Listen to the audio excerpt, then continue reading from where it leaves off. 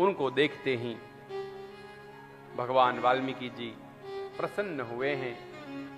राम जी ने प्रणाम किया, फल कंदमूल फल खाए, सुंदर वार्तालाप किया। मुनि कहूं राम दंडवत कीन्हा, आशीर्वाद विप्रवर दीन्हा। अस जिय जान कहिय सोई काऊं, सीय सौमित्र सहित जह जाऊं। सुंदर वार्तालाप होती, उसमें राम जी कहते हैं कि महाराज मुझे 14 वर्ष का वनवास हुआ है, आप मुझे बताइए मैं कहां जाकर रहूं। वाल्मीकि जी को पूछा है। और वाल्मीकि विप्रवर, यहां पे देखिए शब्द तुलसीदास जी महाराज ने उपयोग किया है, विप्र, विप्रवर, ब्राह्मण। वाल्मीकि जी ब्राह्मण थे। हाँ, वाल्मीकि जी ब्राह्मण थे, वेदव्यास जी ब्राह्मण थे। हाँ, कई लोग भ्रांतियां फैलाते हैं कि वाल्मीकि तो ब्राह्मण नहीं थे, वेदव्यास ब्राह्मण नहीं थे, है ना। ये सत्य नहीं। आप इतिहास देखो, पुराणों को पढ़ो। वेदव्यास जी महाराज पराशर के पुत्र, ऋषि के पुत्र हैं। ऋषि पुत्र ऋषि नहीं हुआ तो क्या हुआ बताओ? प्रचिता के पुत्र वाल्मीकि जी महाराज ब्राह्मण नहीं हुए तो क्या हुए बताओ? तो कुछ लोग ऐसी भ्रांति फैलाते हैं जगत में, समाज में, ऐसी ऐसी पीठों से ऐसे उद्बोधन आते हैं। पर हां, वाल्मीकि विप्र हैं, विप्रवर दीन्हा। राम जी ने कहा महाराज बताइए ना मैं कहां रहूं जाकर। वाल्मीकि जी मुस्कुराते हैं और कहते प्रभु आप तो बड़ी माया कर रहे हो, आपको कौन जान सकता है प्रभु, और मैं आपको अवश्य ठिकाना बताऊं कि आप कहां जाकर रहिए। अगर आप मुझे यह बताएं कि आप कहां नहीं रहते, आप हमें यह बता दीजिए कि आप कहां नहीं रहते, तो मैं आपको बता दूं कि आपको कहां रहना चाहिए। राम जी मनोमन कहते हैं कि महाराज मेरी मनुष्य लीला चल रही है, आप पर्दा ही रहने दें। वाल्मीकि जी कहते हैं कि भक्तों के लिए मैं आपको एक प्रश्न पूछना चाहता हूं भगवान, तुम्हारी माया को कोई जान नहीं सकता। तेऊ न जान ही मर्म तुम्हारा, और तुम्ही को जाननिहारा। पूरे जगत को जानने वाले, जगु पेखन तुम देखनिहारे, विधि हरि शंभु नचावनी हारे। विधि मतलब ब्रह्मा, हरि मतलब हरि विष्णु जिसको हम कहते हैं पालन करता, और शंभु मतलब प्रलय करता। ब्रह्मा विष्णु और महेश, इन तीनों को आप नचाते हो भगवान, आपकी माया इन तीनों को भी नचाती है। तो बताइए हम जैसे लोग आपको कैसे जान सकते हैं? राम को वाल्मीकि जी महाराज कहते हैं आप साक्षात परब्रह्म हो प्रभु, अनामय हो, व्यापक हो, आपको कैसे जाना जाए? और तुलसीदास जी महाराज चौपाई लिखते हैं, वाल्मीकि जी महाराज के प्रश्न का उत्तर देते हुए मुझे और तुमको तुलसीदास जी महाराज कहते हैं भगवान को कैसे जानना चाहिए। राम के मुख से चौपाई नहीं। सोई जानई जय देव जनाई, जानत तुम्हि जोई जाई। सोई जानई जय देव जनाई, जानत तुम्हि होई जाई।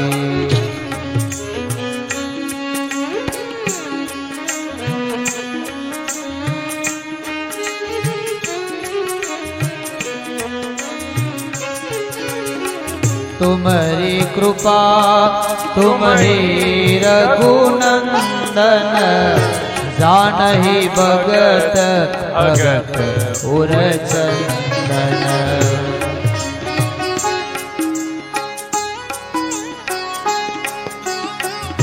भगवान को कैसे जाना जा सकता है? तुलसीदास जी महाराज मुझे और आपको उपाय बताते हैं। सबको भगवान को जानना है। इस तरफ ठीक है, हमें तो ओढ़ लीधा છે ક્યારના જ્યારના લગ્ન થયા ત્યારના ઓળખી લીધા છે। भगवान को जानना है। जय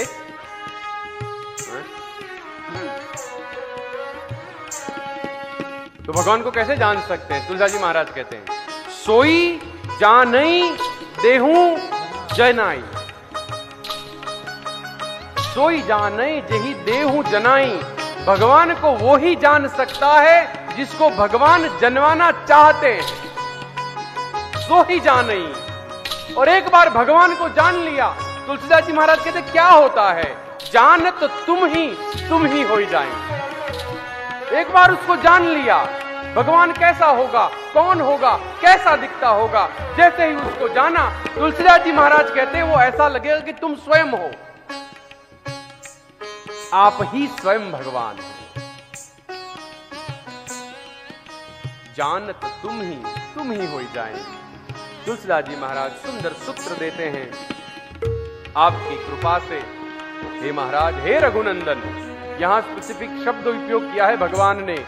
ही has, Tulsidas ji has specifically said the word Raghunandan.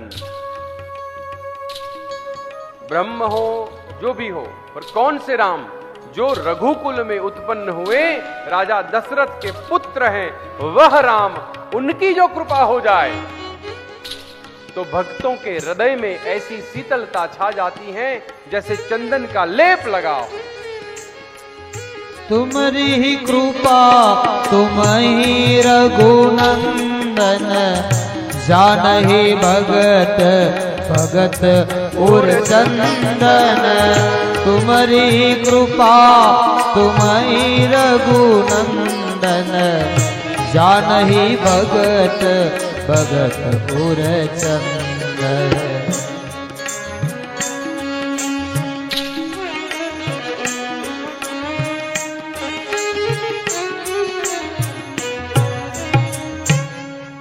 भगवान राम जी ने पूछा कहां रहना चाहिए?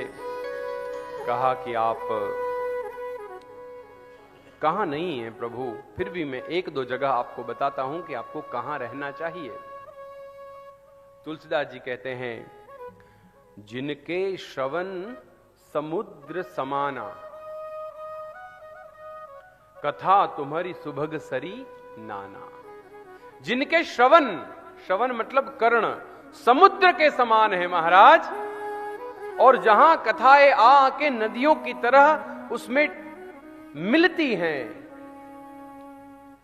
फिर भी वह समुद्र कभी भराता नहीं है। उसी प्रकार आपकी कथा सुनते सुनते जो कभी अघाता नहीं है महाराज, उनके हृदय में आप वास करते हैं। हरि कथा श्रवण की महिमा वाल्मीकि जी महाराज ने सुनाई। कथा का खूब श्रवण करो, कथा को खूब सेवो। कलिकाल में कथा ही एकमात्र साधन है जो उस कलिमल को दूर करेगी। ऐसी 14 जगहें भगवान ने बताई हैं। भगवान रामचंद्र जी महाराज को फिर कहा कि आप जाएं और एक दो चीजें बहुत सुंदर। एक तो कानों में ऐसे कान हैं जहां पर कथाएं सुनी जाती हैं, उस कर्ण में नदियों की तरह आपकी कथा पड़ती है, वहां पर आप श्रवण कर, आप वास करिए। ऐसा कहा है कि वह जिह्वा जो आपका कीर्तन करती रहती है, उनके हृदय में वास करिए। वह नेत्र जो आपका ही दर्शन करने के लिए लालायित रहते हैं महाराज, वहां पर वास करिए। प्रभु वह नासिका, नासिका मतलब नाक, वह नासिका जह आपके प्रसाद का सुंदर सुगंध लेती रहती है, वहां पर आप वास करिए। जो आपको भोजन करवा के भोजन करता है, कोई भी भोग भोगने योग्य वस्तु हो, पहले आपको देता है फिर स्वयं भोगता है।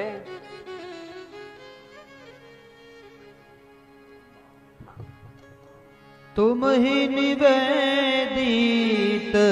भोजन करई, तुम ही निवेदित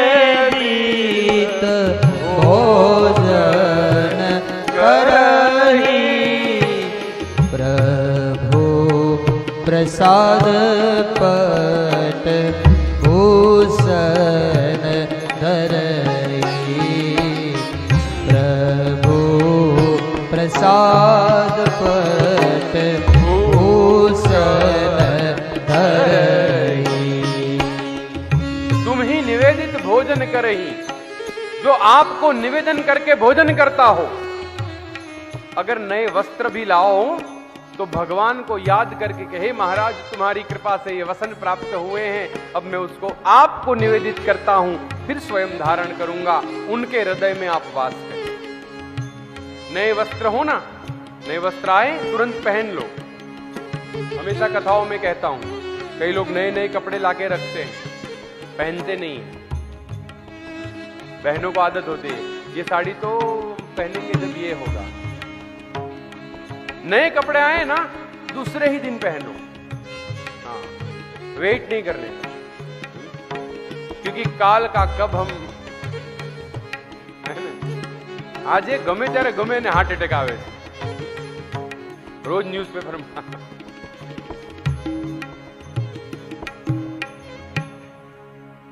સમજાતું નથી કે આ હાર્ટ વીક થઈ ગયા છે કે ગમે ત્યારે ગમે નાના નાના છોકરાઓને હાર્ટ એટેક આવે, એટલે જે આવે ને જ્યારે નવું કપડું હોય ને પહેરી લેવાનું. બેનોને આદત હોય આ બેડશીટ બહુ સારી છે, રાખી મૂકો, મહેમાન આવશે ને ત્યારે કાઢીશું. મહેમાન માટે લાયા છો તમારા માટે? સારો ડિનર સેટ હોય ને આ અત્યારે આપણે નહીં, આપણે ઘરમાં તો ચાલે કે કોઈ આવે ને ત્યારે કેમ આપણે ઉપયોગ કરો ને, આપણા માટે લાવે તો આપણે ઉપયોગ કરો, મહેમાન આવશે તેથી થઈ જશે.